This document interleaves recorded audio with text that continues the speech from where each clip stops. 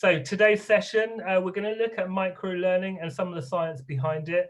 I've invited Sam Fari along to the session, and Sam is our senior instructional designer, and genuinely we've got no one better equipped in the business to be able to answer questions and then share insight into our microlearning philosophy and indeed why it's so relevant and valuable in these modern fast-paced times. So for those of you who aren't au fait with EdApp, we are a learning platform, an all-in-one learning platform. We have the capability to deploy via native applications and web app.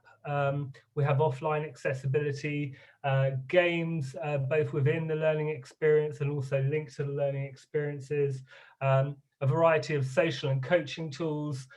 We have briefcase ability where you can add documentation around process and policy. And then we have two tools that we're going to talk to you about today because they really help when we're thinking about microlearning strategy. And they are spaced repetition. So that's our Brain Boost tool, which uses the SM2 algorithm. It's an automated system, and rapid refresh, our brand new feature just about to launch that we're all super excited about within EdApp. We've got built-in authoring tools. For anyone who's used it, they're going to tell you it's the easiest authoring tool on the market. You know, what you put in is easy, what you get out is incredible. We also have an editable course library, which Sam and the team are doing like a magnificent job of building. We've gone from, I think, maybe summer last year with 0 in our library to over 500 courses now, which is just an incredible effort. We also have all the analytics that you would expect. Okay, so Sam, you're going to tell us a bit about the agenda for the day, I think. Yes, so really we're going to be talking about EdApp as a whole and why it's important and why it's trending, why it's relevant, and what it does to engage learners, to make it part of their kind of daily scroll, what makes it fun, and where it fits in terms of the instructional design or L&D world. And I think we're really going to dive also into this new feature, rapid refresh, which I'm extremely excited about, and is just kind of a game changer, and that's exciting. So I'm looking forward to that part of the presentation. Another thing that we're going to be looking at is how learners retain information and how they apply it into their actual jobs and lives, and how refreshing information can affect behavior, and how these key concepts that you want your learners to know to be implemented and aligned. So it's all very exciting, Jamie. Cool, thanks, Sam. Yeah. Okay, so for those of you who don't know what microlearning is, it's described as short, sharp, and engaging content. You know, for sure, that's what EdApp delivers. And if you're in the Simon Sinek camp, then you're going to ask, well, why does that matter? Simple. We're all inundated with communications from every different angle, right? There's an app for just about everything. You know, what you need to do is, if you want to be valuable collateral, if you want to be an app that people engage and use, then you need to actually demonstrate value. You know, our parent company, Safety Culture, do a great job of doing that with iAuditor, their checklist technology. EdApp does an amazing job of doing that with learning. Okay, so busy world, you know, lots of technology to compete with. We need to differentiate ourselves, and it needs to be an engaging and valuable learning experience. And that really links again to some of the research done by Bursim, by Deloitte. You know, there you'll see, you know, there's a huge amount of interesting data there. You know, one fact that I really like to point to is the average digital consumer now has an attention span that's around 4 seconds less than a goldfish. So short attention spans, high demands. You know, we're working in an increasingly complex world where automation, AI technology is taking away some of the basic, you know, elements of our role. So increasingly, you know, we're having to reskill, upskill, but we're all time poor. You know, the modern worker has less than half an hour every week to dedicate to their ongoing professional development. So we as learning professionals just need to make sure that we're respectful of that small amount of time that they have available for them, and we're giving as much bang for our buck as we can. So that's again part of the micro-learning philosophy around short, sharp, succinct. You know, give them something practical, something engaging.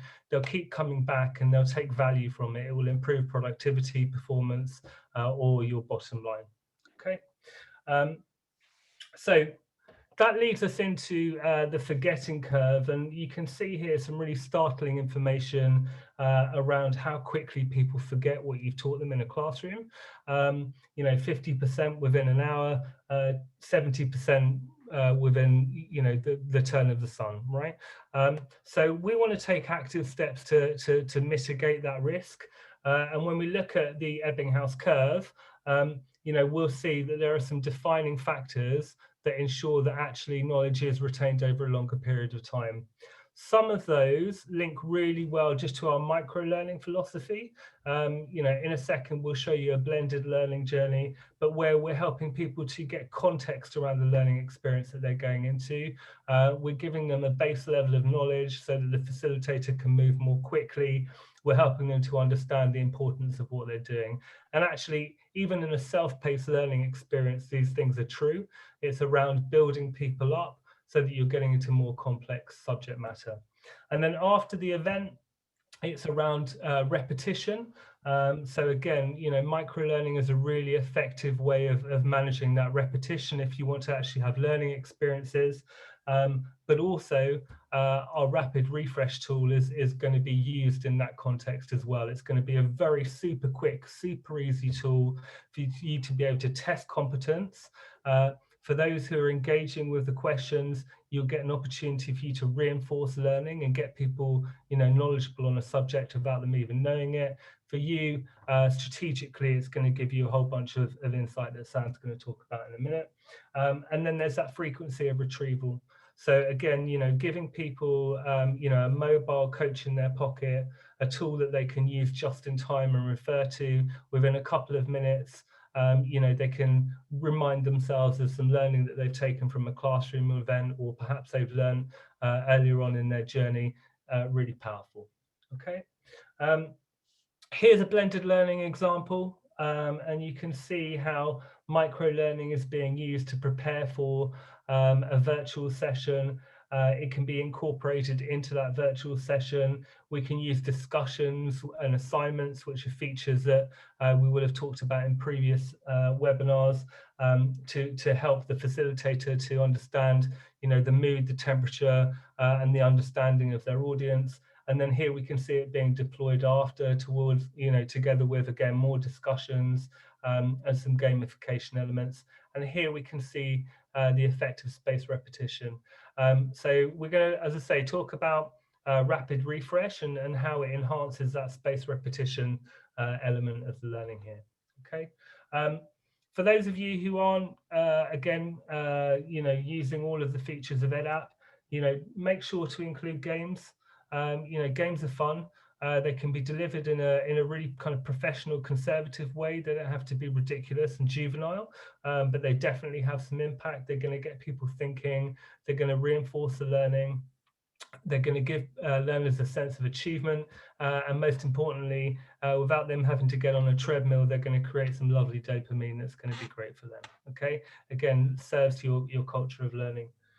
Attempt. We've got reward and recognition elements. Again, you know, we want to come back to this stuff, but it's all really important when we're thinking about our micro-learning strategy, just to make sure that you're giving people reasons to engage with your learning, because ultimately no one is creating learning that's valueless. Well, some people are, but in most cases we're delivering learning that has some value. We want people to learn this stuff so that they become more effective, more productive, better at doing their job.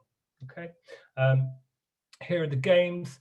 Again, you know, make sure that you're thinking about things like peer authoring and video contributions, and also how to make the most of those. Okay, so now we're going to get to the stuff that's, you know, the meat of this presentation, and we're going to talk about the two areas that we have here. We've got AI-powered space repetition, and that's Brain Boost, and then our structured reinforcement and testing, which is rapid refresh. So Sam, I'm going to give you the reins now. Would you like me to move on a slide, or would you have some thoughts that you want to share on this slide here? Sure. Let's stay in this slide for a second. And just so I can briefly describe what rapid refresh is, and I know we're going to go into it in kind of the nuts and bolts in a second, but I think just priming it with that, it could be good. So Brain Boost, as you know, Brain Boost is AI powered. There's an algorithm. It's very personal to the learner. It's going to basically take what the learner needs more help on, and the algorithm will create this lesson that they need, that individual learner needs. Rapid refresh is different in the sense that there's a huge human element to it. There is a opportunity for an admin or a company to really see holistically where they are in terms of training, in terms of compliance, in terms of skills and knowledge. So rapid refresh is really exciting because it's just a completely different approach to this problem. So rapid refresh, in the simplest terms, is allows you to fill out an Excel template and full of questions, full of answers, and then full of reinforcement. Right. And you upload it, and all of a sudden, just like that, a quiz appears. So, Jamie, now can we go back to the slide right before this? And why that's so important is because what it will allow you to do is to look at all of your learners in your company or in your group, organization, and see where the weak spots are, see where questions are answered incorrectly, where they're correctly on a granular level, and it will give you this kind of visual analytics. And we're going to get more into that in a second, but I just want to describe it so we can kind of just talk about these use cases and where it can be used and how it can be used and why we have it. So in terms of training and complementing training, let's say that there is a training session that you have or a microlearning campaign, rapid refresh will be able to tell you, was that training effective? And it's not just a yes or no binary, yes, no, it was effective, it wasn't. It's really letting the managers or people that are deploying the courseware know where it was effective and where it wasn't. It will tell you, and you can either change your approach in terms of your next training of the weak areas, and not. Another thing it can do is it adds an opportunity for reinforcement. Like if you've been in any of my sessions before, then you'll know that EdApp, one of its strengths is that it has opportunities for reinforcement and repetition without feeling repetitive. So this is another area where you can do that. You can have these key ideas brought across very quickly. It can also allow you to identify who's doing very well, who are the champions in a certain area, and allow you to use that information in terms of on the job and where you're delegating certain tasks, etc. Another thing in terms of sales, sales is fast paced. When you have something like a rapid refresh, let's say it is very quick, it shows in your account. If a salesperson takes it, it is decreasing the time between when they take the courseware and see that key message and then when they're actually in the job. And so for L&D, the biggest thing is how do we translate what we learn into practical steps and behavior? And that's the ultimate goal. It's not just that I could pass the test, but that it's going to be used out in the field. And so rapid refresh allows us to do that because it brings key ideas to top of mind. So in terms of behavior, that's definitely effective. In terms of organizationally, going to compliance for a second. Compliance, as we know, it can be an annual or quarterly or biannual event where people have to take the training over and over. What this will allow you to do is to sort of mitigate the time doing that. See, what do we need to keep training on, or what do we need retraining on?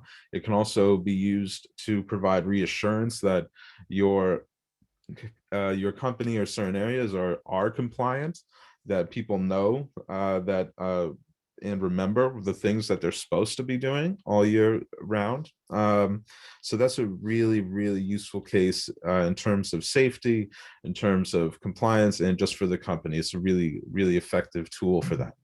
Yeah. So you can holistically see and reassure yourself and others that, hey, we are in compliance and we're passing these rapid refreshes at a high level. Did you want to add something, Jamie? Yeah, I was just going to say, I mean, I think that's really interesting. Sam and I were just talking about this before, and actually, it was linked to some discussions that we've been having recently. And, like as Sam mentioned, compliance is something that we all have to do on a regular basis, but it's time consuming and it's often not hugely enjoyable, unless it's being delivered through EdApp, of course, but, often not hugely enjoyable. And so, we really love the idea. I think it's really interesting, this emerging use case around compliance and, understanding, how compliant your organization is, or indeed like how knowledgeable they are on a subject or topic, and, using that to really drive strategy, around, well, actually, do we need to do this heavyweight 1 hour of, compliance training on anti-money laundering this year, or, essentially, has everyone got 90% of it? And what we're going to do is we're going to concentrate on the 2 or 3 things, that legislation has changed, and actually we're going to create some micro learning, and it's going to be a better, more engaging experience, and people will say thank you, right? Absolutely. So this year it took me 6 minutes and I enjoyed it. Last year it took me an hour and I hated it, right? So, really interesting, some of the emerging use cases that are coming out of that, I think. Absolutely. Yeah, no, that's a great example.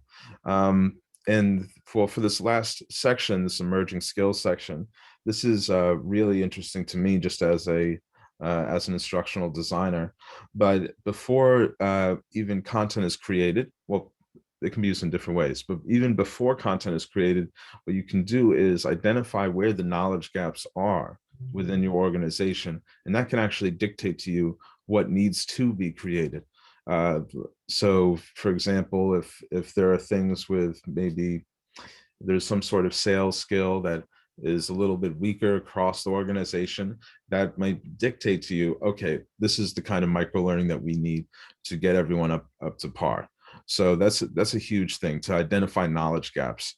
I know that as an instructional designer, without this, if let's say you were working as a third-party instructional designer, you're going to a company, one of the biggest things is to say, okay, what are your knowledge gaps? And sometimes, a lot of times, companies don't really know. They don't know where their knowledge gaps are. It's up to the instructional designer to go in and interview people and take a pulse of the company, see what's missing. This makes it very quick to see what's missing. The instructional designer can have their rapid refresh template, go into a company and find out right away where the weak areas are and what courseware is needed. So that's huge. Another thing is, it can also work not just in gaps, but also in where strengths are.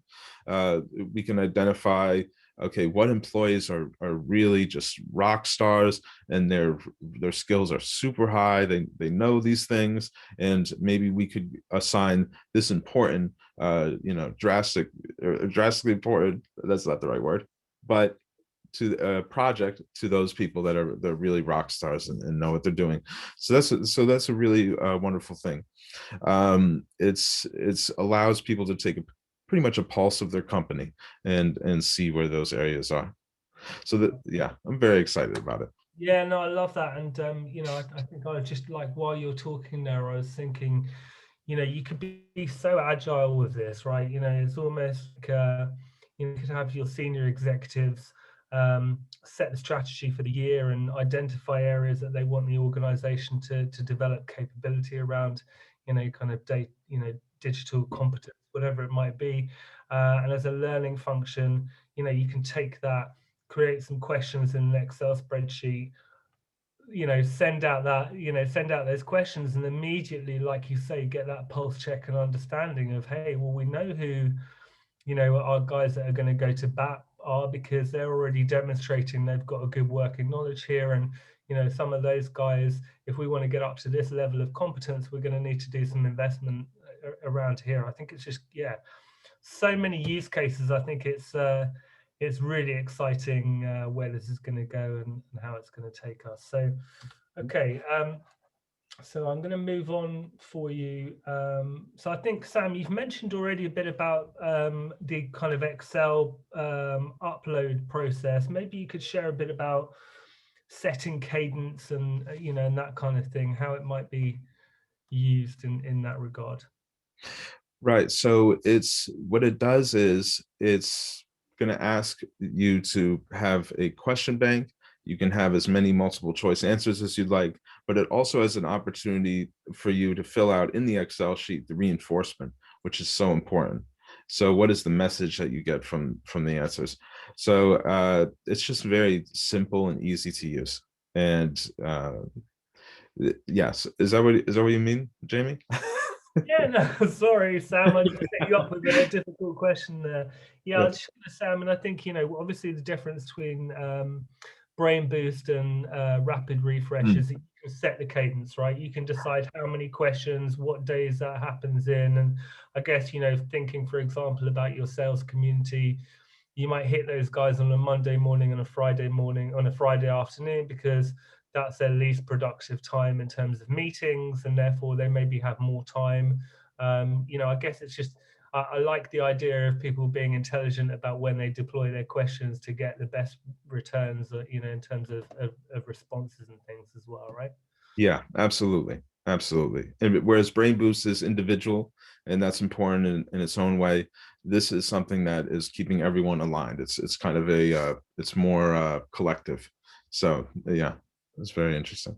Cool. So we do have a couple of questions, and I think we've covered some of this. So what I'd like to do is just quickly answer a couple of those questions. And Sam, maybe I'll be the MC, and you can share your initial thoughts on it. So the first one is just a fairly straightforward question, which is, where do we find this alleged spreadsheet that we speak of? So how are our EdApp administrators and authors going to access the spreadsheet?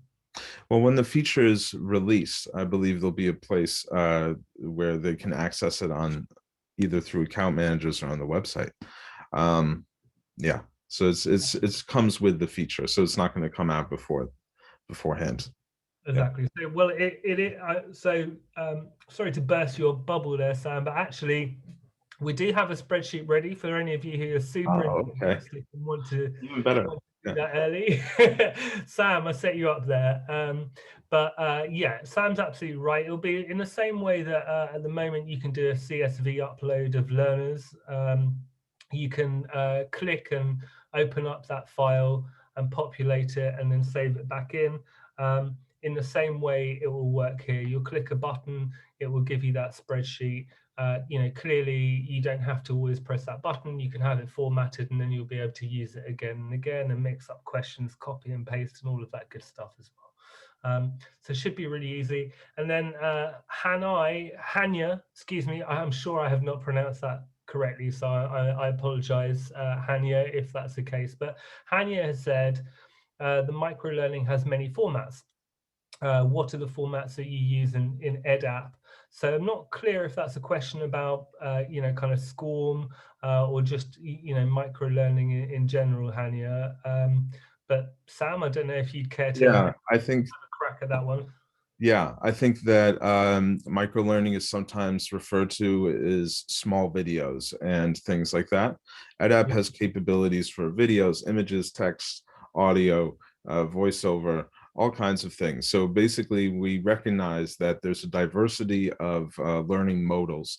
And what we do in our lessons is to try to hit all of those modals. We all have, we're on a spectrum in terms of how we learn things. It's not that one person only learns from text and one person only learns from experience. We actually have a little bit in different segments of that. I hope that answers your question, but Yeah. there's Okay. opportunities for many different formats in EdApp.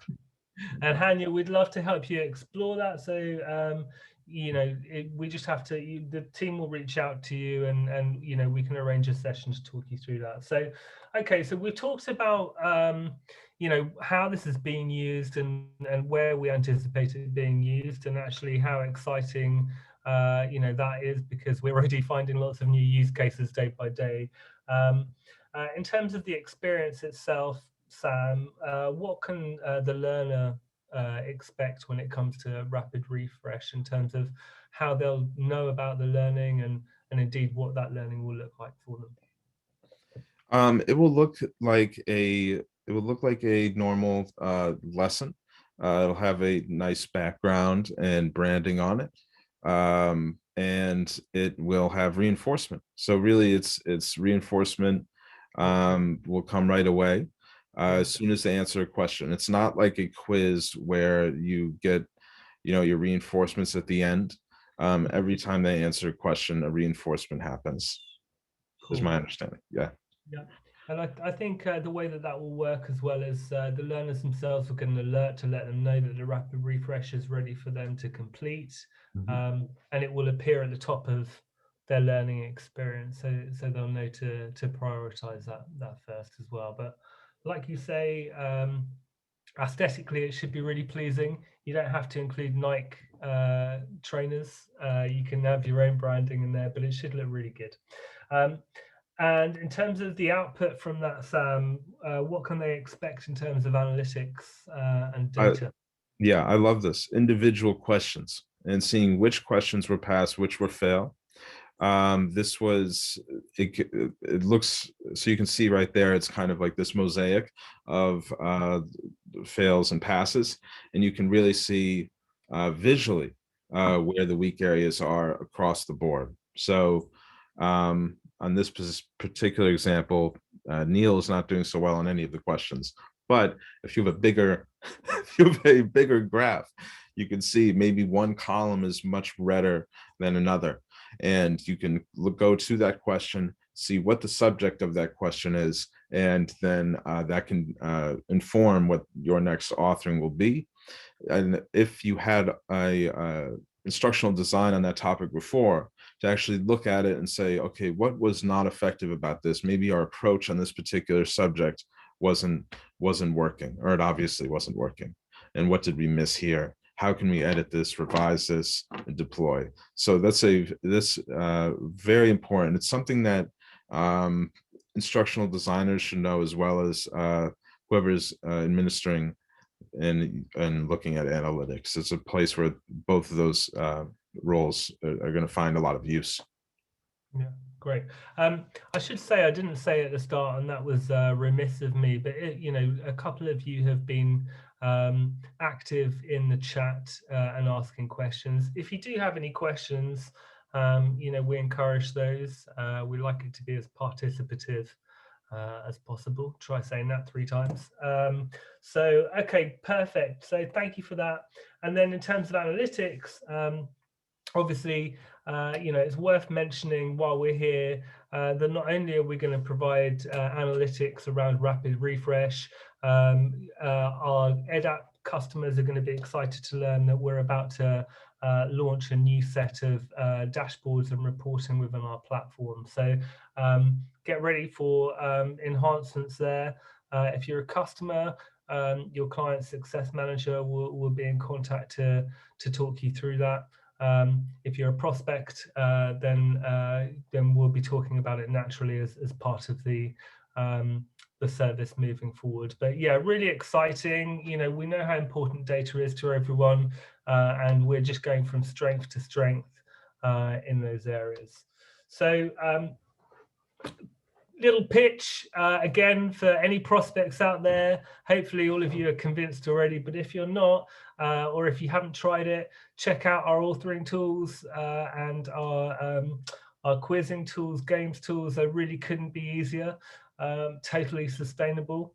So no training required, or very little anyway. And we've got an incredible library that Sam and the team are developing. The output looks great. Lots of lovely games in there. We've got social stuff. For any of you who are dealing with multilingual audiences, at the click of a button, you can translate it into over 123 languages, which is just a fun experience in itself. And in terms of the approach, we've got a really flexible approach that allows for centralized and decentralized models to be applied. So lots of great case studies that we can lean into.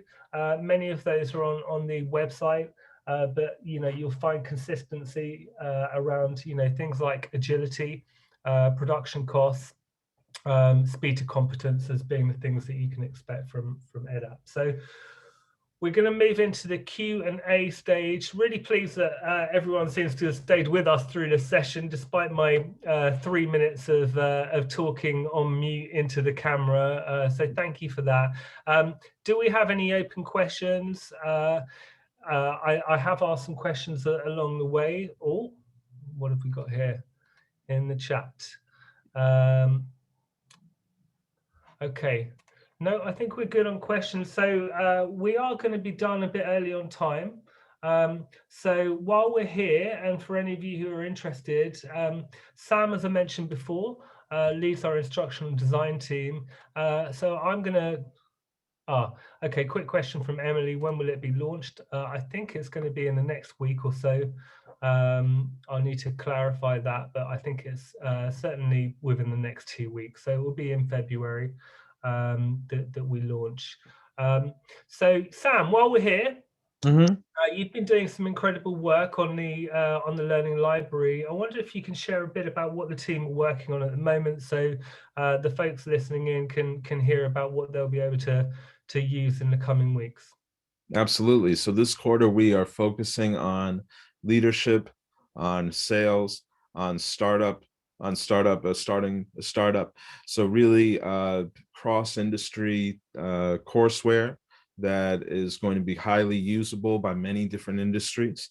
I think last quarter, we put out 80 courses that are very specific to certain industries, which is really useful for them in terms of deploying the next day. We're now taking kind of almost like not an opposite, but a night and day approach. The next courseware is going to be cross-industry for the most part, and talk about cutting edge, new ideas about leadership, about management, and also sales. So it's for anybody who's, and it's with the person who's midway, through their career already. These are not going to be introductory courses. These are really about what's happening now, and supplementing your education, and taking these courses will really, upskill everybody and give people ideas. So that's really exciting, just even in the research phase of reading these new developments and new ideas about work, about managing, about leadership. It's all very important, especially as our world is changing. Our education needs to keep up as well. And so this is going to help everyone do that. And it's a really exciting initiative we're doing this quarter. Love that. Love that. Yeah. Okay, we've had a couple more questions come through. And here's one regarding the library. It says, you mentioned modules for startups. Can you tell us a bit more about those? So perhaps what kind of things we'll be tackling in terms of subject matter? Absolutely. Managing remote teams.